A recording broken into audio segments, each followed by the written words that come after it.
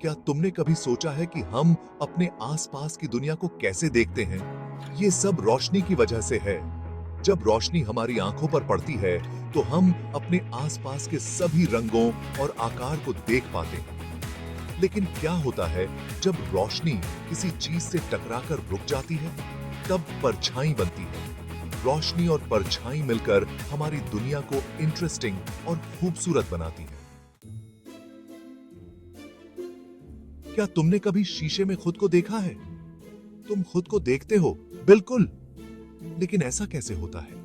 यह रिफ्लेक्शन की वजह से होता है। रिफ्लेक्शन तब होता है जब रोशनी किसी सरफेस से टकरा कर वापस आती है, जैसे शीशा या शांत झील।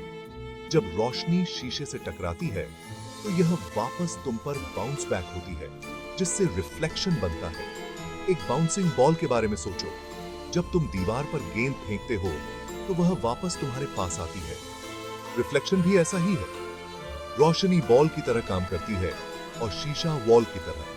सतह जितनी स्मूथ होगी, रिफ्लेक्शन उतना ही क्लियर होगा। इसलिए हम खुद को साफ साफ देखने के लिए शीशे का इस्तेमाल करते हैं। हालांकि रिफ्लेक्शन केवल शीशे के लिए नहीं है। हम खिड़कियों, चमकदार वस्तुओं और यहां तक कि पानी के पडल्स में भी रिफ्लेक्शंस देखते हैं। हर बार जब तुम एक रिफ्लेक्शन देखो, तो याद रखना कि रोशनी किसी सरफेस से टकराकर तुम्हारी आंखों में आ रही है। यह हमारे चारों ओर होने वाला एक छोटा सा जादू है। कुछ मटेरियल्स रोशनी को अपने आर पार जाने देते हैं। हम ऐसे मटेरियल्स को ट्रांसपेरेंट कहते हैं। एक क्लियर खिड़की के बारे में सोचो। जब तुम उसे देखते हो, तो दूसरी तरफ सब कुछ देख सकते हो। ऐसा इसलिए है क्योंकि ग्लास ट्रांसपेरेंट होता है और अधिकांश रोशनी को अपने आर पार जाने देता है।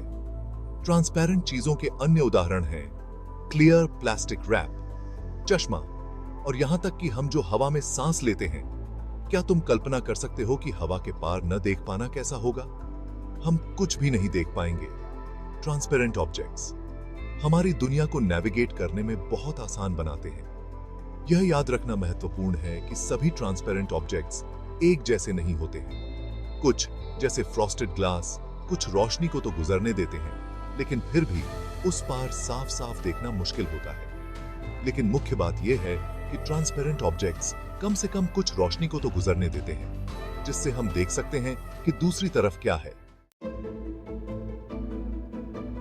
Section 4, blocking the light, opaque objects.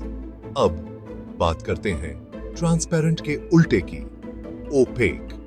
Opaque objects रोशनी को पूरी तरह से ब्लॉक कर देते हैं। एक मोटे लकड़ी के दरवाजे के बारे में सोचो। जब तुम दरवाजा बंद करते हो, तो उसमें से रोशनी नहीं गुजर सकती। ऐसा इसलिए है क्योंकि लकड़ी ओपेक है। हमारे आसपास बहुत सी चीजें ओपेक हैं, जैसे दीवारें, किताबें, कपड़े और यहां तक कि हमारा अपना शरीर भी। ये ऑब्जेक्ट्स रोशनी को अपने अंदर अब्सॉर्ब कर लेते हैं, बजाय इसके कि उसे गुजरने दें। इसलिए हम उनके रंग और आकार देख पाते हैं। रोशनी उनकी सतहों से टकराकर हमारी आंखों में तो आती है, लेकिन उनके आर पार नहीं जाती। ओपेक ऑब्जेक्ट्स कई कारणों से जरूरी हैं। वे हमें प्राइवेसी प्रदान करते हैं, मौसम से शेल्टर प्रदान करते हैं, और यहां तक कि हमें कला और डिजाइन बनाने में भी मदद करते हैं। क्या तुम ऐसी दुनिया की कल्पना कर सकते हो जहां ओपेक ऑब्जेक्ट्स न हो? हर चीज सी थ्रू होगी। Section 5, A bit of both, translucent objects. कुछ मटेरियल्स पूरी तरह से ट्रांसपेरेंट या ओपेक नहीं होते हैं। वे कहीं बीच में आते हैं। हम ऐसे मटेरियल्स को ट्रांसलूसेंट कहते हैं। ट्रांसलूसेंट ऑब्जेक्ट्स कुछ रोशनी को तो गुजरने देते हैं, लेकिन उसे अलग अलग दिशाओं में स्कैटर कर देते हैं। इससे उनके आर पार साफ साफ देखना मुश्किल हो जाता है। एक फ्रॉस्टेड ग्लास शावर डोर के बारे में सोचो। आप बता सकते हैं कि दूसरी तरफ रोशनी है, लेकिन आप डिटेल्स को स्पष्ट रूप से नहीं देख सकते। ऐसा इसलिए है क्योंकि फ्रॉस्टेड ग्लास ट्रांसल्यूसेंट है। अन्य उदाहरणों में टिश्यू पेपर, सनग्लासेस और यहां तक कि कुछ प्रकार की प्लास्टिक बॉटल्स भी शामिल हैं। ट्रांसल्यूसेंट ऑब्जेक्ट्स के कई उपयोग हैं। वे कुछ रोशनी को गुजरने देते हुए भी प्राइवेसी प्रदान करते हैं, सॉफ्ट लाइटिंग इफेक्ट्स बनाते हैं और यहाँ तक कि कला और डिजाइन में भी इस्तेमाल किए जा सकते हैं। उदाहरण के लिए स्टेन्ड ग्लास विंडोज के बारे में सोचो। वे रंगीन रोशनी के सुंदर पैटर्न्स बनाने के लिए ट्रांसल्यूसेंट मटेरियल्स का उपयोग करते हैं। Section 6 light and shadow in our world. हम हर दिन रोशनी, परछाई और अलग अलग तरह के मटेरियल्स से रूबरू होते हैं। यह समझना कि वे कैसे काम करते हैं हमें अपने आसपास की दुनिया की और भी अधिक सराहना करने में मदद करता है। जिस तरह से परछाई धूप में नाचती है से लेकर खिड़कियों में दिखाई देने वाले रिफ्लेक्शंस तक, रोशनी और ऑब्जेक्ट्स के साथ इसकी इंटरैक्शंस आश्चर्य का एक निरंतर स्रोत हैं। अगली बार जब तुम बाहर रहो तो पेड़ों, इमारतों और यहां तक कि खुद की परछाई पर भी ध्यान देना। ध्यान दो कि दिन भर सूरज के आकाश में घूमने के साथ साथ परछाई का आकार और साइज कैसे बदलता है। पडल्स, खिड़कियों और चंडिक पिस्ते सुरूपम्पामी पंपाये शाइनी ऑब्जेक्ट्स में रिफ्लेक्शंस की तलाश करो।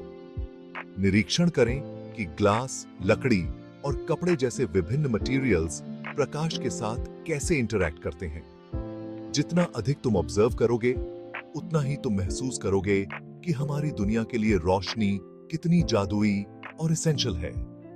यह हमारे अस्तित्व का एक फंडामेंटल हिस्सा है और यह एक महत्वपूर्ण भूमिका निभाता है कि हम अपने परिवेश को कैसे पर्सीव करते हैं और इंटरैक्ट करते हैं। सेक्शन 7 कीप लर्निंग विद डिमराई। क्या आपको रोशनी, परछाई, रिफ्लेक्शन और विभिन्न प्रकार के मटेरियल्स के बारे में सीखने में मजा आया? विज्ञान की फैसिनेटिंग दुनिया के बारे में जानने के लिए और भी बहुत कुछ है। अगर तुम एक्सप्लोर करते रहना चाहते हो और सीखते समय मजे करना चाहते हो तो लर्न विद डिमरी को सब्सक्राइब करो। लर्न विद डिमरी एक ऐसा चैनल है जो सभी के लिए सीखने को रोमांचक और एक्सेसिबल बनाने के लिए समर्पित है। हम विज्ञान और गणित से लेकर इतिहास और भाषा तक कई तरह के विषयों को कवर करते हैं जो सभी को एक मजेदार और एंगेजिंग तरीके से प्रस्तुत किया जाता है। ज्ञान और खोज के एक साहसिक कार्य में हमसे जुड़ें, मजे से न चूकें। आज ही लर्न विद डिमरी को सब्सक्राइब करें और जिज्ञासा को जीवित रखें।